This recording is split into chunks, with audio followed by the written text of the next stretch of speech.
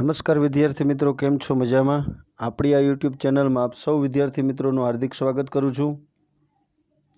Chapter number 4 banking અને નાણાકીય નીતિ, ગુણભાર 8. અગાઉના લેક્ચરની અંદર આપણે બેંકનો ઉદ્ભવ ભણ્યા, ત્યાર પછી બેંકનો અર્થ જે એકવાર રિવિઝન કરી લેશું. બેન્કિંગ સેવા આપતી સંસ્થા એટલે બેંક. માંગવામાં આવે એટલે નાણાં પરત કરવાની શરતે ધિરાણ કરવાના હેતુથી બચતો એકત્રિત કરતી સંસ્થા જેને કહેવાય બેંક.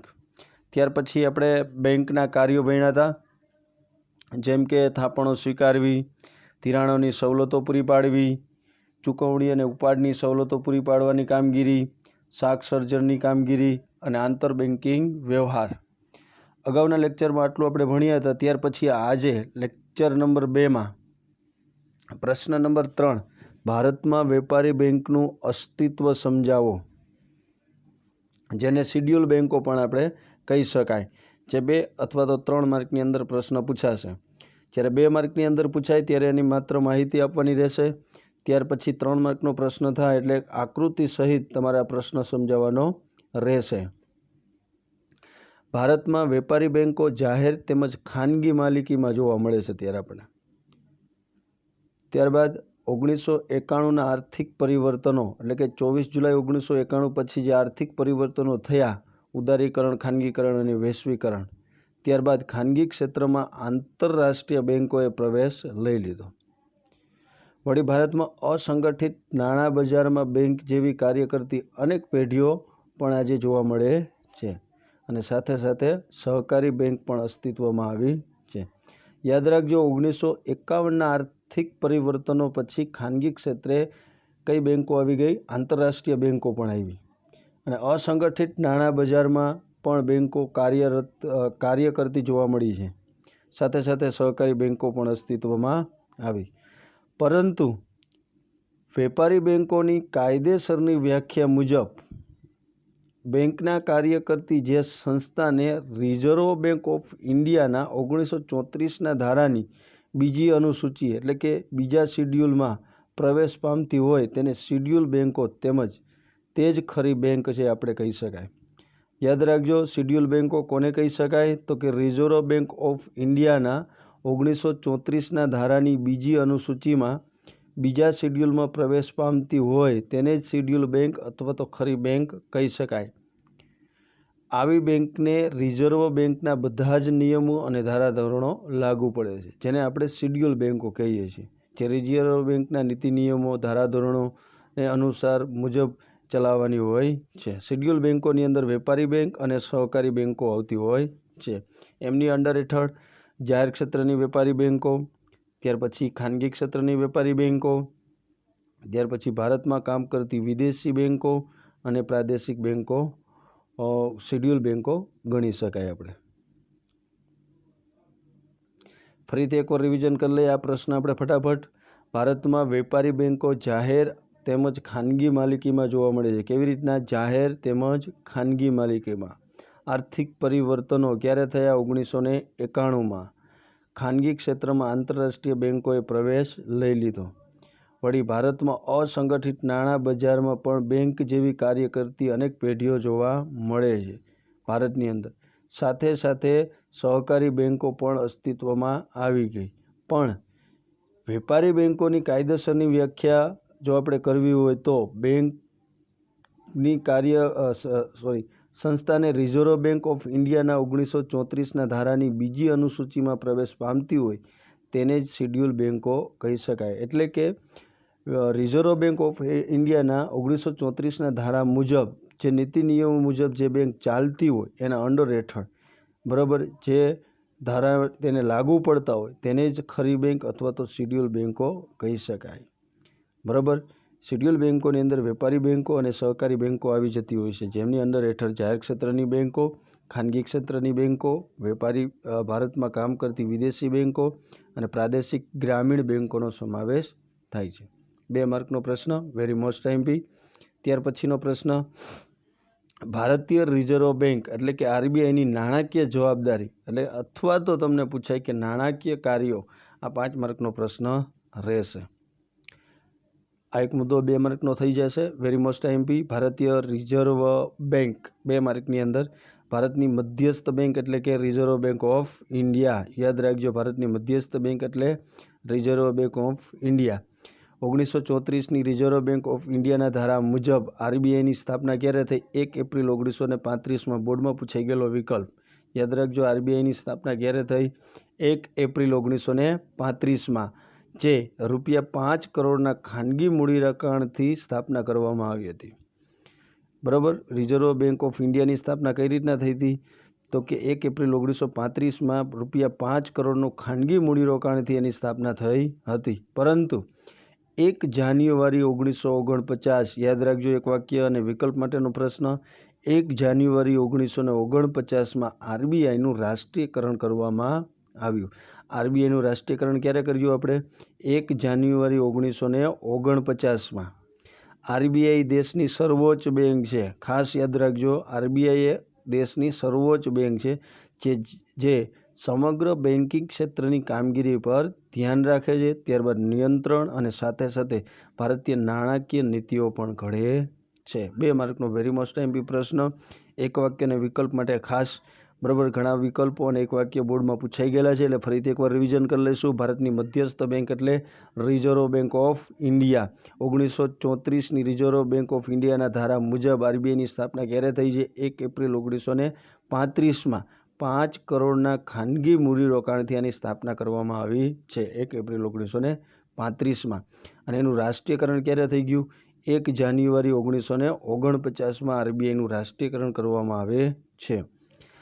આરબીઆઈ દેશની સર્વોચ્ચ બેંક છે જે સમગ્ર બેન્કિંગ ક્ષેત્રની કામગીરી પર ધ્યાન રાખે છે, નિયંત્રણ કરે છે, સાથે સાથે ભારતીય નાણાકીય નીતિઓ પણ ઘડે છે. આરબીઆઈની જવાબદારી અથવા તો આરબીઆઈની નાણાકીય કાર્યો છે. ટોટલ આપણે 5 કાર્યો ભણવાના છીએ. સરકારની બેંક શાખ વિદેશ જે સૂત્રને આધીન તમે મુદ્દાઓ પણ યાદ રાખી શકો છો. ચલણ બહાર પાડવાનું કાર્ય, સરકારની બેંક તરીકેનું કાર્ય, બેંકોની બેંક અને બેંકોના અંતિમ સહાયકો તરીકેનું કાર્ય, શાખ નિયમનની કામગીરી, અને 5 વિદેશી હુંડિયામણની જાળવણીનું કાર્ય. યાદ રાખજો, આરબીઆઈની નાણાકીય જવાબદારી, ચલણ બહાર પાડવાની કામગીરી, સરકારની બેંક તરીકેનું કાર્ય, બેંકોની બેંક અને બેંકોના અંતિમ સહાયકો તરીકેનું કાર્ય, શાખ નિયમનની કામગીરી, વિદેશી હુંડિયામણની જાળવણી. નાણાકીય જવાબદારીમાં પહેલો ટોપિક કે ચલણ બહાર પાડવાનું કાર્ય. તો આરબીઆઈ ₹2 અને 2થી વધુ રકમની નોટો છાપવાની અને બજારમાં મૂકવાની ફરજ આરબીઆઈ બજાવે છે. યાદ રાખજો, ₹2 અને 2થી વધુ રકમની નોટો આરબીઆઈ છાપે છે અને બજાર સુધી પહોંચાડે છે, અને બજારમાં મૂકવાની જવાબદારી કોની છે? આરબીઆઈની છે. જ્યારે ચલણી સિક્કા અને ₹1ની કાગદી નોટો ભારત સરકારના નાણાં ખાતા દ્વારા બહાર પાડવામાં આવે છે, જે બોર્ડમાં પૂછાઈ ગયેલો વિકલ્પ છે. વેરી મોસ્ટ આઈએમપી પ્રશ્ન છે. આપણો એક વાક્યનો પ્રશ્ન પણ બનશે કે ભાઈ ચલણી સિક્કાઓ અને ₹1ની કાગદી નોટો ભારત સરકારનું નાણાં ખાતા દ્વારા બહાર પાડે છે, પરંતુ સરકારના એજન્ટ તરીકે આરબીઆઈ તેની વહેંચણીની જવાબદારી નિભાવે છે. જ્યારે સિક્કાઓ અને કાગદી નોટો જે છે ભારતનું નાણાં ખાતું સંભાળે છે, પણ આરબીઆઈ છે તેની વહેંચણી કરવાની જવાબદારી કોની રહેશે? આરબીઆઈની રહેશે. ત્યાર પછી ટોપિક નંબર 2, સરકારી બેંક તરીકેનું કામ પણ આરબીઆઈ કરે છે. આરબીઆઈ કેન્દ્ર સરકાર અને રાજ્ય સરકારની બેંક છે. તેમના નાણાકીય એજન્ટ તથા નાણાકીય સલાહકાર તરીકેની ફરજ પણ બજાવે છે. આરબીઆઈ જે છે કેન્દ્ર સરકાર અને રાજ્ય સરકારની બેંક ગણાય છે. તે કેન્દ્ર સરકાર અને રાજ્ય સરકારની નાણાકીય એજન્ટ છે અને તે નાણાકીય સલાહકાર પણ આરબીઆઈ નાણાકીય સલાહકાર તરીકેની ફરજ પણ આરબીઆઈ બજાવે છે, રાજ્ય સરકારમાં પણ અને કેન્દ્ર સરકારમાં પણ. એજન્ટ તરીકે સરકારના બોન્ડ તૈયાર કરવા, સરકારના ખાતાઓ, ચલણી સિક્કાઓ, ₹1ની નોટો વગેરેનો વહીવટ કરે છે. યાદ રાખજો, એજન્ટ તરીકે કોનો વહીવટ કરતી હોય છે આરબીઆઈ? તો કે સરકારના બોન્ડ, સરકારના ખાતાઓ, ચલણી સિક્કાઓ, ₹1ની નોટો વગેરેનો વહીવટ કરે છે તથા સરકારને જરૂર પડે ધિરાણ પણ આપે છે. ટોપિક નંબર 3, બેંકોની બેંક અને બેંકોની અંતિમ સહાયક તરીકેનું કાર્ય આરબીઆઈ બજાવે છે, જે વેરી મોસ્ટ એમપી 2 માર્કનો પ્રશ્ન છે આવડો આ. આરબીઆઈ ભારતની બધી જ શિડ્યુલ બેન્કોની બેંક તથા નિયામકકાર છે. યાદ રાખજો, આરબીઆઈ છે ભારતની જેટલી શિડ્યુલ બેન્કો છે તેની બેંક ગણાય, ઉપરી બેંક, અને નીતિ નિયમ અનુસાર તે બેન્કો કાર્ય કરે છે કે નહીં તેના નીતિ નિયમો ઘડે છે અને તેના ઉપર અંકુશ પણ રાખે છે. તે બેન્કોની રોકડ અનામતનું પાલન કરે છે, વેપારી બેન્કોનું ધિરાણ અંગેની નીતિની દિશા નક્કી કરે અને વ્યાજના દરમાં પણ આદેશો આપતી હોય છે. બરાબર. આરબીઆઈ જે છે એ શિડ્યુલ બેન્કોની રોકડ અનામતનું પ્રમાણ કેટલું છે, કેટલા પ્રમાણ છે એનું નિયમન કરે છે, તેના માટેના નીતિ નિયમનો, તેની દિશાઓ નક્કી કરે છે. વ્યાજના દરમાં પણ આરબીઆઈ છે એ આદેશ કરે છે. કોઈપણ શિડ્યુલ બેન્કની નાણાકીય કટોકટીના સમયે તે અંતિમ સહાયક તરીકેની જવાબદારી નિભાવે છે આરબીઆઈ. ત્યાર પછી શાખ નિયમનની કામગીરી. નાણાકીય નીતિના વિવિધ સાધનોની મદદ વડે આરબીઆઈ વેપારી બેન્કોની શાખ સર્જનની પ્રવૃત્તિઓ તથા નાણાં પુરવઠાનું નિયમન પણ કરતી હોય છે. ફરીથી યાદ રાખજો, શાખ નિયમનની કામગીરી પણ આરબીઆઈ કરે છે, દરેક બેન્કો કરતી હોય છે. એવી રીતના આગળ આપણે શાખ નિયમન એટલે શું તે ટોપિક આપણે ભણી ગયા છીએ. નાણાકીય નીતિના વિવિધ સાધનોની મદદ વડે આરબીઆઈ વેપારી બેન્કોની શાખ સર્જનની પ્રવૃત્તિ તથા નાણાં પુરવઠાનું નિયમન કરતી હોય છે. વિદેશી હુંડિયામણની જાળવણીનું કાર્ય. જ્યારે હુંડિયામણનો દર કાયદાકીય રીતે સ્થિર રાખવામાં આવે ત્યારે આરબીઆઈ હુંડિયામણનો દર નક્કી કરે છે.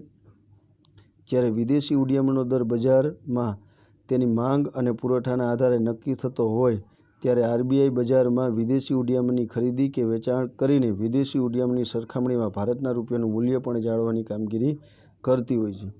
ત્યાર પછીનો ટોપિક છે 3 માર્કની અંદર બોર્ડમાં પૂછાઈ ગયેલો પ્રશ્ન છે કે આરબીઆઈના બિન નાણાકીય કાર્યો. આરબીઆઈના કાર્યો તો ટોટલ 5 છે, પણ આરબીઆઈના બિન નાણાકીય કાર્યો 3: નિયમન અને દેખરેખની કામગીરી, પ્રોત્સાહન કાર્ય, 3 સમાવેશી વિકાસ માટેના કાર્ય. ફરીથી યાદ રાખજો, આરબીઆઈના બિન નાણાકીય કાર્ય નિયમન અને દેખરેખની કામગીરી, પ્રોત્સાહન કાર્ય અને સમાવેશી વિકાસ માટેના કાર્યો. એમાંથી પહેલો ટોપિક નિયમન અને દેખરેખની કામગીરી. આરબીઆઈ ભારતની સમગ્ર મૂડીબજાર અને નાણાં બજારની કામગીરીની દેખરેખ અને નિયમન કરે છે. આરબીઆઈ ભારતીય સમગ્ર મૂડીબજાર અને નાણાં બજારની કામગીરીની દેખરેખ અને નિયમન કરે છે, જેમાં વેપારી બેન્કોની શાખાઓનું વિસ્તરણ, કામ કરવાની પદ્ધતિ, બેન્કો સિવાય નાણાકીય સંસ્થાઓ તથા સહકારી બેન્કોની કામગીરી વગેરે પર ધ્યાન રાખતી હોય છે. ફરીથી એકવાર યાદ રાખી લઈશું.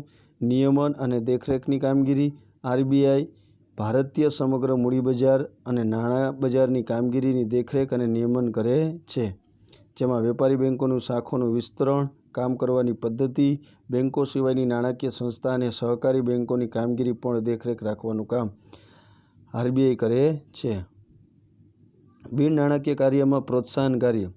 આપણા દેશમાં આજે પણ અનેક લોકોને બેંકના ખાતા ખુલ્યા નથી. ઘણા લોકો તેમના ધિરાણ માટેની જરૂરિયાત માટે અસંગઠિત નાણાં બજાર પર આધાર રાખે છે. ધંધાની ચૂકવણીઓ ચેકના બદલે કેશ દ્વારા કરતી હોય છે.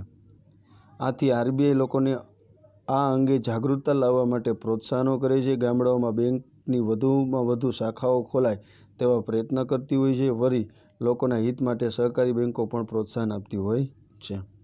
સમાવેશી વિકાસ માટેના કાર્યો. ભારતમાં આર્થિક ભિન્નતા અને ગ્રામીણ અને શહેરી ભિન્નતા વધુ હોવાને કારણે જ્યારે નાણાકીય અથવા તો આર્થિક પરિવર્તનો આવે ત્યારે દરેક વર્ગના લોકો અને એકમો આવા પરિવર્તનનો લાભ મળવો જોઈએ.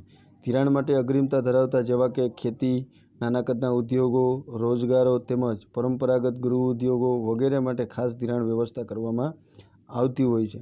લોકોમાં બેન્કિંગ અને નાણાકીય વિષયની જાણકારી અને જાગૃતતા વધે માટેનો પ્રચાર કરે છે. હાલના સમયમાં પ્રધાનમંત્રી જનધન યોજનાનું સંચાલન આરબીઆઈ કરે છે. યાદ રાખજો, ખાસ વેરી મોસ્ટ એમપી પ્રશ્ન એક વાક્યનો કે પ્રધાનમંત્રી જનધન યોજનાનું સંચાલન કોણ કરે છે? તો કે આરબીઆઈ કરે છે. વળી બેન્કોના ગ્રાહકોના હિત અને હકની જાળવણી પણ આરબીઆઈ કરતી હોય છે. ત્યાર પછી અગાઉના લેક્ચરમાં આપણે નાણાકીય નીતિ એટલે શું, નાણાકીય નીતિના કાર્યો આપણે ભણવાના છે. આજે આપણે આરબીઆઈના બિન નાણાકીય કાર્યો એટલે કે નિયમન, દેખરેખની કામગીરી, પ્રોત્સાહન કાર્ય, સમાવેશી વિકાસ માટેના કાર્યો. ત્યાર પછી આપણે ભણ્યા આરબીઆઈની નાણાકીય જવાબદારી, ચલણ બહાર પાડવાનું કાર્ય, સરકારની બેંક તરીકેનું કાર્ય, બેંકોની બેંક અને બેંકોના અંતિમ સહાયકો તરીકેનું કાર્ય, શાખ નિયમનની કામગીરી, વિદેશી ઉડિયામણની જાળવણી વગેરે આપણે ભણ્યા.